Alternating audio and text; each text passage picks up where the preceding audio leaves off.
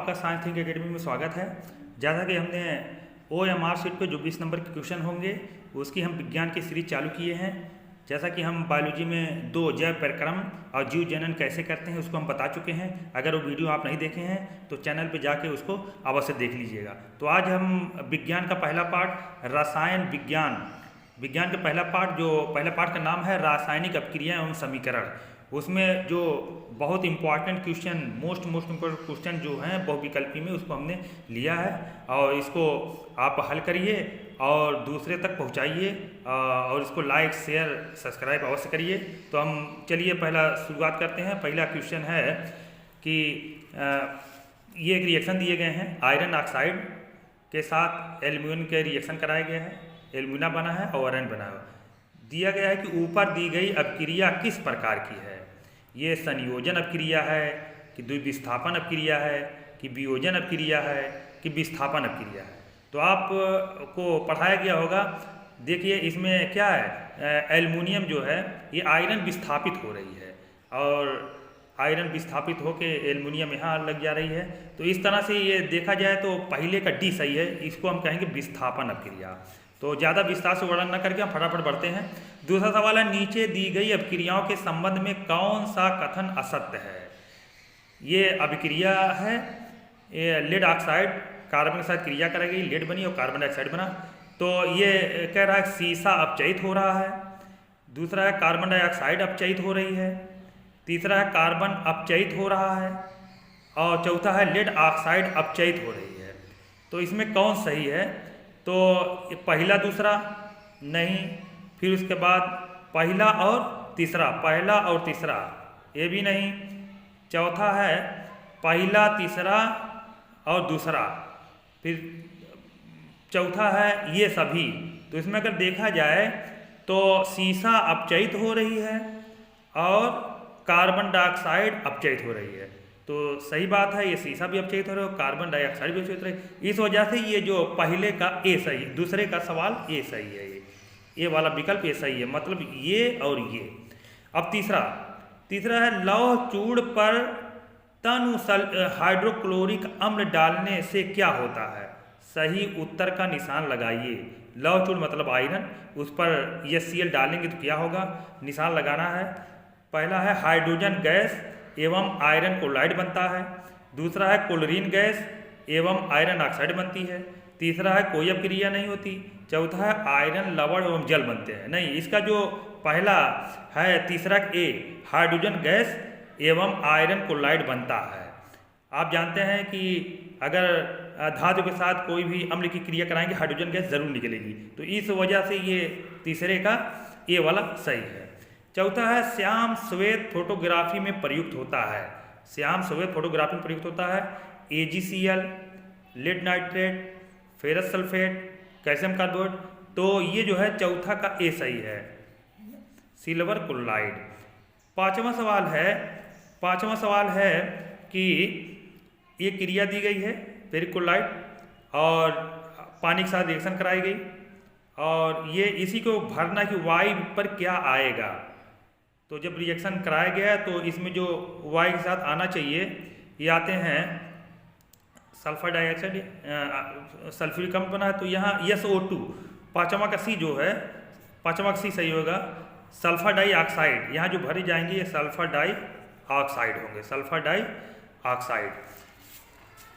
छठवां सवाल है कि रासायनिक समीकरण में कौन सी अभिक्रिया है। ये बेरियम क्लोराइड का जलीय विलयन है और इसमें सल्फ्यूरिक अम्ल डाल दिए गए हैं और बेरियम सल्फेट ठोस पदार्थ बन रहे हैं और ये Cl ये निकल रहे हैं। तो ये कौन सी अपक्रिया होगी।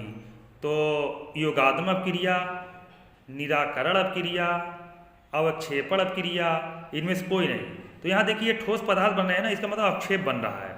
तो इस वजह से छठवां का सी सही है, अवक्षेपण अपक्रिया होगा। सातवां सवाल है, इसको देखो हम बहुत डिस्क्राइब नहीं कर रहे हैं क्योंकि आपको सब पढ़ाए गए हैं। सातवां सवाल है, निम्नलिखित में से कौन सा एक भौतिक परिवर्तन नहीं है। जल के क्वथनांक पर जलवाष्प में बदल जाना, बर्फ का पिघलना, जल में लवण घुलना, LPG का दहन। तो भौतिक परिवर्तन नहीं है। तो इसमें एलपीजी का जो दहन है यही भौतिक परिवर्तन है, इसका डी सही होगा, भौतिक परिवर्तन। 8वां सवाल है निम्नलिखित में से कौन सी संयोजन अभिक्रिया का उदाहरण है। संयोजन अभिक्रिया मतलब योगात्मक क्रिया का उदाहरण है। तो ये पोटेशियम क्लोरेट, ये दूसरा है मैग्नीशियम पानी के साथ कराया गया है, संयोजन हो रहे हैं। तीसरा है एल्युमिनियम के साथ ऑक्सीजन का, और चौथा है जिंक का फेरस सल्फेट के साथ कराए गए। तो इसमें से पहला और तीसरा, तीसरा और चौथा, दूसरा और चौथा और दूसरा और तीसरा, इस तरह से देखा जाए संयोजन जो अभिक्रिया है ये दूसरा और तीसरा, ये वाला और ये वाला। तो इसका जो उत्तर होगा ये 8 का डी वाला उत्तर सही होगा। इसमें संयोजन दो जुड़ के एक यौगिक बना रहा है, इसमें भी यौगिक बन रहा है, इसमें भी यौगिक बन रहा है। संयोजन इसको योगात्मक क्रिया भी कहते हैं। 9वां सवाल है निम्नलिखित में से कौन सी ऊष्माशोषी प्रक्रिया है। ऊष्माशोषी प्रक्रिया, सल्फ्यूरिक अम्ल का तनुकरण, शुष्क बर्फ का ऊर्ध्वपातन, जल वाष्प का संघनन, जल का वाष्प में बदलना। पहला है पहला और तीसरा, केवल दूसरा, केवल तीसरा। डी वाला है दूसरा और चौथा। तो दूसरा और चौथा, दूसरा शुष्क बर्फ का ऊर्ध्वपातन, जल का वाष्प में बदलना, यही सही होना चाहिए, यही सही है, दूसरा और चौथा। तो इस तरह से ये डी वाला सही है, डी वाला। अब आइए 10वां क्वेश्चन है निम्नलिखित अभिक्रियाओं में से द्विविस्थापन अभिक्रिया का उदाहरण है। द्विविस्थापन का उदाहरण है तो लेड है, इसके साथ क्रिया कराई जा रही है, सोडियम सल्फेट इसके साथ ये। तो इसमें से कौन सही है, ये पहला और चौथा, पहला और चौथा, फिर बी केवल दूसरा, फिर सी पहला और दूसरा, डी तीसरा और चौथा। तो द्विविस्थापन, तो द्विविस्थापन ये सोडियम सल्फेट बेरियम सल्फेट से क्रिया कराएगी, बेरियम सल्फेट बना और ये NaCl मतलब नमक बन गया। तो मेरे ख्याल से यही होना चाहिए दूसरा। तो 10 का ये बी वाला सही है, 10 का बी, ये दूसरा है ना, तो 10 का ये बी वाला सही है। इसको लाइक शेयर ज़रूर करिए और दूसरों तक पहुंचाइए, बहुत इंपॉर्टेंट क्वेश्चन है। इस तरह के सवाल जो है बोर्ड एग्जाम में पूछे जाएंगे, OMR शीट आपको भरने हैं। तो 5वां सवाल है कि विकृत गंधिका को रोका जा सकता है। विकृत गंधिका प्रति ऑक्सीकारक विलायक करके, दूसरा सूर्य के प्रकाश से दूर रख के, भोजन को फ्रिज में रख के, उपर्युक्त सभी। तो विकृत गंधिका जिसमें वस्तुएं खराब हो जाती हैं, जो भोज्य पदार्थ खराब हो जाती हैं, महक हो जाती हैं, तो इसको हम प्रति ऑक्सीकारक करके भी कर सकते हैं, सूर्य के प्रकाश में रख के भी कर सकते हैं, भोजन को फ्रिज में रख के भी कर सकते हैं। इस तरह से उपर्युक्त सभी, तो ये 5वां का डी सही होगा, उपर्युक्त सभी, 5वां का डी उपर्युक्त सभी। 6वां सवाल है उदासीनीकरण अभिक्रिया होती है। तो उदासीनीकरण अभिक्रिया आपको मालूम है, अम्ल और क्षार जब मिलते हैं लवण जल बनता है, इसी को उदासीनीकरण कहते हैं। तो इसमें पहला अम्ल और अम्लीय लवण में, क्षार और क्षारीय लवण में, अम्ल और क्षार में, अम्ल और जल में। तो इस तरह 6वां का सी वाला सही है, अम्ल और क्षार जब मिलेंगे तो उदासीनीकरण क्रिया होगी जिसमें जल और लवण बनेंगे। तो ये सी वाला, 6वां का सी वाला सही है। 7वां क्वेश्चन है लेड नाइट्रेट का रासायनिक सूत्र। तो लेड नाइट्रेट का रासायनिक सूत्र आप जान नहीं है, बी वाला सही है, लेड नाइट्रेट का रासायनिक सूत्र है, इसको आप निशान लगा लीजिए। 8वां कैल्शियम फास्फेट का सूत्र। तो कैल्शियम फास्फेट का सूत्र भी कैल्शियम फास्फेट, तो कैल्शियम फास्फेट का सूत्र यही होना चाहिए, ये वाला कैल्शियम फास्फेट। 9वां सवाल है अपचायक वे पदार्थ हैं जो इलेक्ट्रॉन ग्रहण करते हैं, नहीं, इलेक्ट्रॉन त्यागते हैं, प्रोटॉन ग्रहण करते हैं, प्रोटॉन देते हैं। तो इलेक्ट्रॉन जो त्यागते हैं उसी को अपचायक पदार्थ कहते हैं, तो ये बी वाला सही है, 9वां का बी वाला। 10वां क्वेश्चन है अमोनियम क्लोराइड है और इसको अपक्रिया कराई, मतलब टूट गए, या अमोनियम क्लोराइड में अपक्रिया है, ये कौन सी अपक्रिया है, ऊष्मीय अपघटन है कि आयनिक अपघटन है, ऊष्मीय वियोजन है कि विद्युत अपघटन है। तो ये 2 आयनों में टूट रही है, 2 आयनों में टूटने का मतलब ये आयनिक वियोजन। इस तरह से 10वां का बी सही है, आयनिक वियोजन होगा इसमें। 11वां सवाल है लोहे पर जंग लगना किस प्रकार की क्रिया है। लोहे पर जंग लगना किस प्रकार की, तो ऑक्सीकरण की, अपचयन की, ऑक्सीकरण और अपचयन की, इसमें से कोई नहीं। तो ये 11 का ए वाला सही, ऑक्सीकरण की, 11 का ए वाला ऑक्सीकरण की है। 12वां है कि हमारे शरीर में भोजन का पचना किस प्रकार की क्रिया है। अपघटन अपक्रिया है कि ऑक्सीकरण अपक्रिया है कि उदासीनीकरण अपक्रिया है कि अपचयन अपक्रिया है। तो हमारे शरीर में जो भोजन पचता है वो जो क्रिया होती है वो अपघटन की क्रिया होती है, मतलब टूटते हैं भोज्य पदार्थ, छोटे छोटे कणों में टूटते हैं, उसी को हम पाचन कहते हैं, डाइजेशन कहते हैं। ये अपघटन की क्रिया हो रही है, ये वाला सही है। और 13वां सवाल है कि निम्न अभिक्रियाओं में किस पदार्थ का अपचयन हुआ।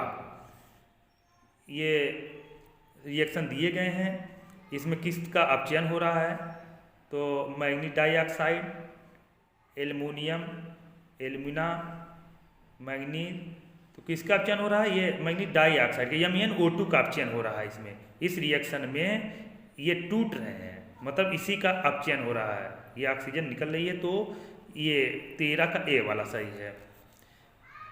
14 सवाल है कि अभिक्रिया कॉपर ऑक्साइड हाइड्रोजन के साथ क्रिया करें कॉपर और पानी में ऑक्सीकारक पदार्थ है, इसमें कौन सा ऑक्सीकारक पदार्थ है। ऑक्सीकारक पदार्थ कौन ऑक्सीकृत कर रहा है, तो देखा जाए CuO, H2, CO तथा H2 दोनों, इनमें से कोई नहीं। तो ऑक्सीकारक पदार्थ जो ऑक्सीकारक जो बदल रहे हैं यही है, ये CuO, कॉपर ऑक्साइड CuO। अब देखिए कुछ इम्पॉर्टेंट सवाल दिए गए हैं। निम्नलिखित समीकरण को संतुलित कीजिए, इसको आपको अपने से संतुलित करना है। बहुत इम्पॉर्टेंट सवाल ये सब हैं और ये 1 या 2 नंबर के ज़रूर पूछे जाएंगे। ये देखिए इसमें हम 2 निशान लगा दे रहे हैं, ये 2020 में ये सवाल पूछे गए थे, ये वाले हैं और ये वाले, ये दोनों सवाल जो पूछे गए थे, इसको आप बैलेंस कर लीजिएगा।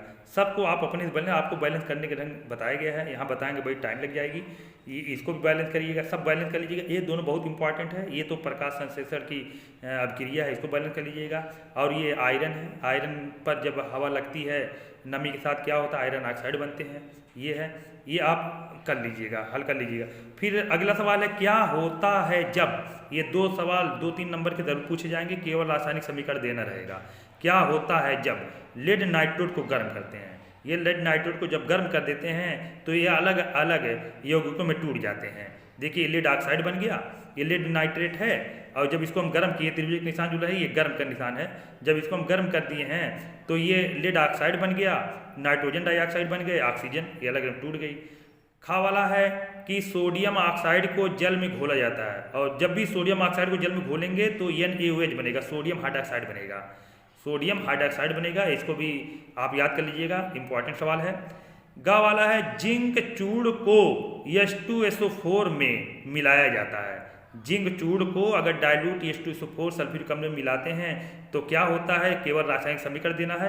तो देखिए जिंक है, ये डाइल्यूट H2SO4 में डाल दिया गया है, रिएक्शन करके जिंक सल्फेट बन गया और हाइड्रोजन गैस निकल गई। अभी पीछे आया था कि जब किसी धातु को अम्ल में डालते हैं तो उसमें लवण बनते हैं और हाइड्रोजन गैस ज़रूर निकलती है, तो ये हाइड्रोजन गैस निकल रही है, तो इस तरह से ये रिएक्शन जो है ये हो जाएंगे। ये इंपॉर्टेंट, बहुत इंपॉर्टेंट सवाल है। घा वाला है कि तनु HCl में एल्युमिनियम चूड़ डाले जाते हैं, तो इसमें भी उसी तर्ज पर है। देखिए ये एल्युमिनियम धातु है और ये HCl अम्ल है, इसमें जब डालते हैं तो हाइड्रोजन गैस ज़रूर निकलेगी।